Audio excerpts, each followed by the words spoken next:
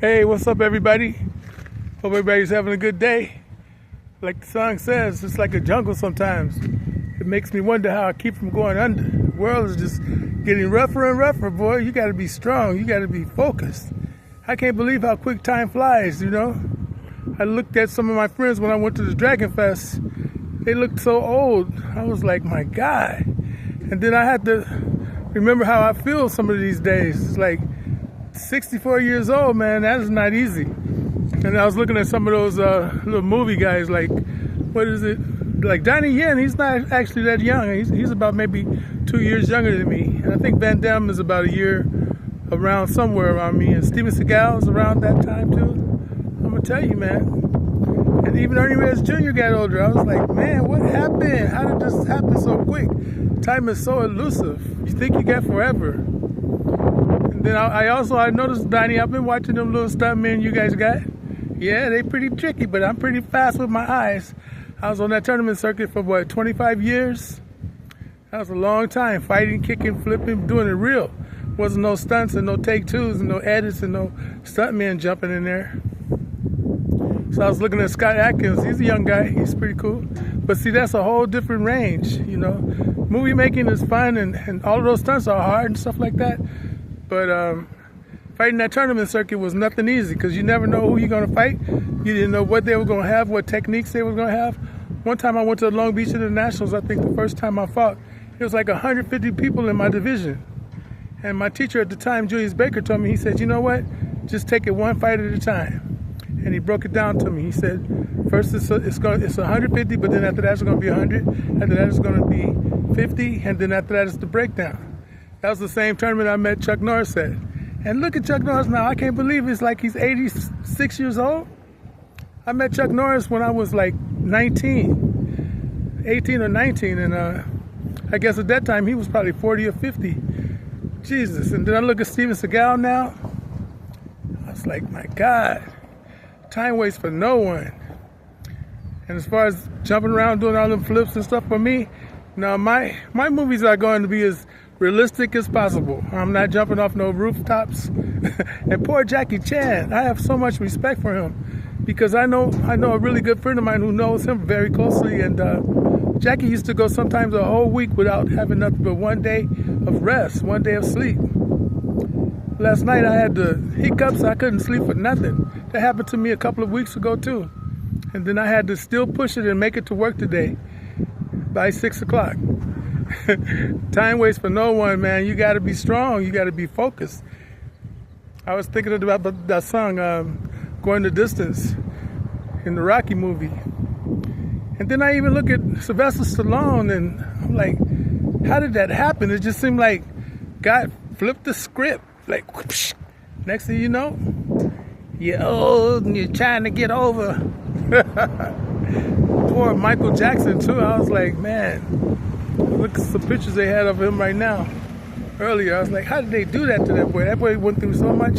You make it, like Richard Pryor told me, you get $1 million, you get 1 million friends, 1 million enemies. Everything's times 1 million. You gotta have 1 million lawyers to cover you. Get 1 million haters. You don't even know them, and they hate you just because you made it. I'm glad I got those ninja skills though, so they can't catch up to me. Man, that's one of the things my brother told me one time. He said, you must not want to make it in Hollywood, because you would have went down there and made it already. I don't like 1,000 people coming up to me, running up to me. And you know, Will Smith, I got a lot of respect for him, and Martin Lawrence, because they're brave. They go out in that crowd. You never know what crazy person gonna be out there. I was watching The Rock the other day, and some guy was cussing him out. I knew he was cussing him out. You couldn't hear it, but he was just frustrated as hell, because he's a nobody and The Rock is a somebody. Man, I was also thinking back when I was with Linda Lee and Shannon Lee, and we walked down the aisle at the Bruce Lee convention. Next thing, I got to see Jason Statham and Donnie Yen. They were standing together, and Linda just kind of was like, we walked all the way down there by them, but then she flipped the script. She's like, this is as far as we need to go. And I'm glad too, because I was watching one of Donnie Yen's movies, and it was a pretty good fight scene, because I got to see it again. The guy, he was fighting some black guy. At least the guy got to hit him a couple of times and knock him down a couple of times.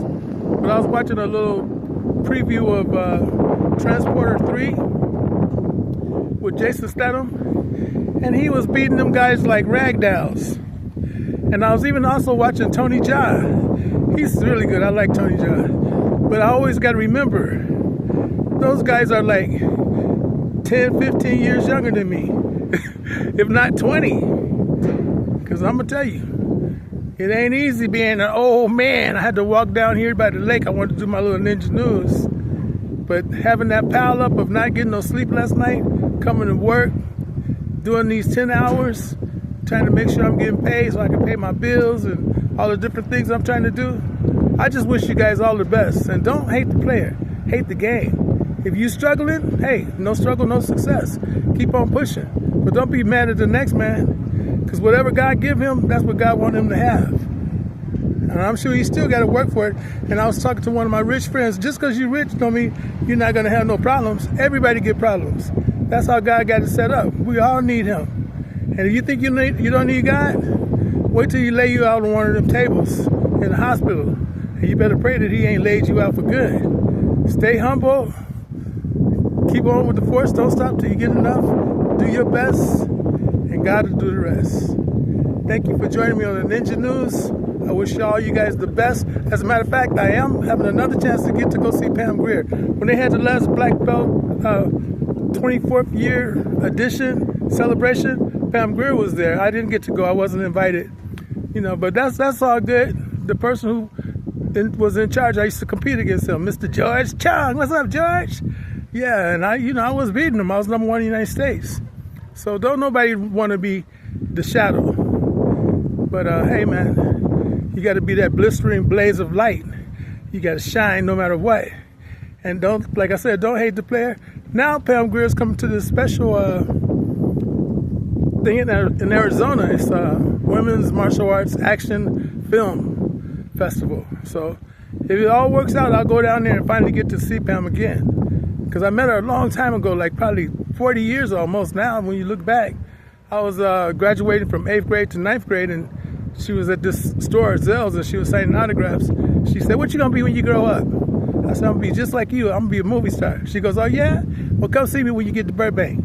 And she wrote, "Peace, Pam Grier." I was like, oh. Then as she was leaving, the crowd followed her out. They got all up on her. Just before she could get in the limousine, they attacked her. And this one lady grabbed her by her hair. And she couldn't even get in the car. So I had to run up and grab that lady by the hair. Say, "Let her go!" So the lady finally let her go. Pam got in the car, limousine, and sped off. They sped off. I was like, no, I wouldn't want that happening to me.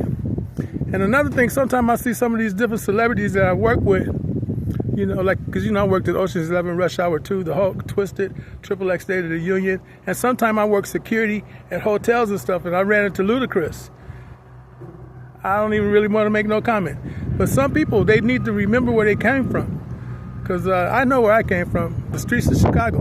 And I can throw down one way or the other. I like doing martial arts.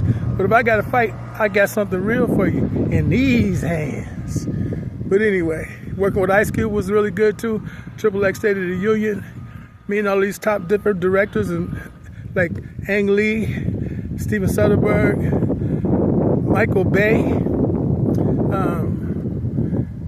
The dude who did, well, just a lot of people. God been blessing me. I just met a lot of them, and I learn a lot when I'm on the set. So I'm studying my filmmaking as well as how people are acting and how people are treating you. I remember when I was on the set of Rush Hour 2, and I got in the trailer and I was getting some food, and Chris Tucker came in there. He's like, "What you doing up in here, man?" I said, "Getting some food. Same thing you doing." He goes, "Oh yeah, well this is supposed to be like VIP." I go, "Well, I am VIP. I'm Jackie's guest." "Oh, okay." And he went on and walked away. Brad Pitt was hella cool though. He was like, "You got to get in the union, man. Otherwise, you're just gonna be in the background, standing around." I didn't even know how I was gonna get the money, but God did. I got home and ended up running into one of my associates, and one of his friends ended up giving me the money I needed for my union card. Back then, I think it was like $3,000. Now it's like $5,000. Anyway, where there's a will, there's a way. Stay positive. Drive carefully and just do your best, and God bless. You could do it, put your back into it. Peace and love.